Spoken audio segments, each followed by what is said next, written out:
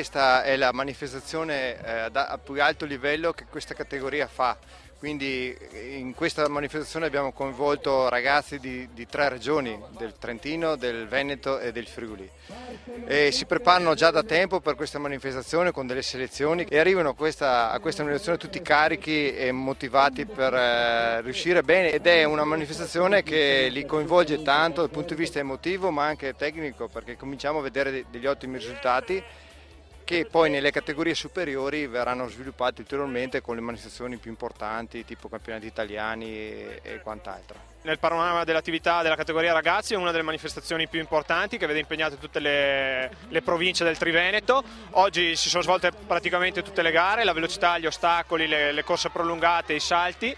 E si sono visti anche dei bei risultati. Stiamo parlando del trofeo delle province dedicato alla categoria ragazzi, che quest'anno si è svolto all'interno dei Giochi del Veneto a Caprino Veronese.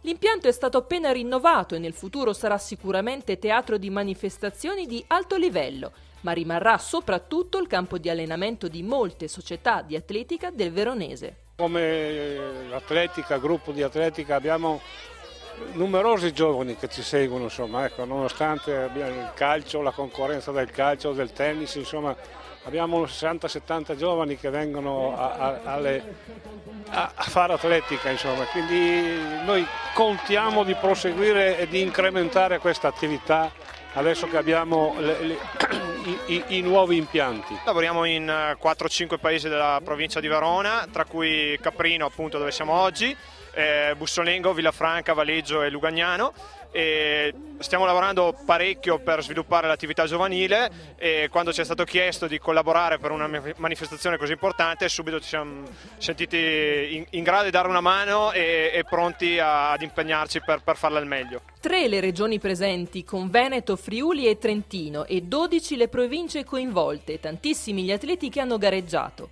Alla fine ha vinto la selezione di Treviso, che conquista il titolo per la 7ª volta. Una sequenza storica questa, senza precedenti nella lunga tradizione della rassegna giovanile più attesa della stagione su pista. 2 gli acuti a livello tecnico, l'1,52 di Anna Tronchin nell'alto, miglior misura italiana dell'anno per la categoria, e l'8,97 di Edoardo Balzi nei 60 ostacoli, seconda prestazione nazionale stagionale. Ma soprattutto tanto entusiasmo e coinvolgimento. 12 atleti per ogni rappresentativa, maschi e femmine, abbiamo una presenza perlomeno di 144 ragazzi e ragazze qua che gareggiano, che sembrano molti di più, vedete che macello che fanno, e questo è il bello anche dell'atletica. Una bellissima giornata di sport dedicata ai più piccoli, quella andata in archivio a Caprino, che è stata possibile grazie all'aiuto di molti. Soprattutto il CONI per l'organizzazione di tutto questo ambaradan dei giochi dello sport veneto, ma soprattutto l'amministrazione comunale di Caprino, che dopo tanti anni rende all'atletica un bellissimo impianto,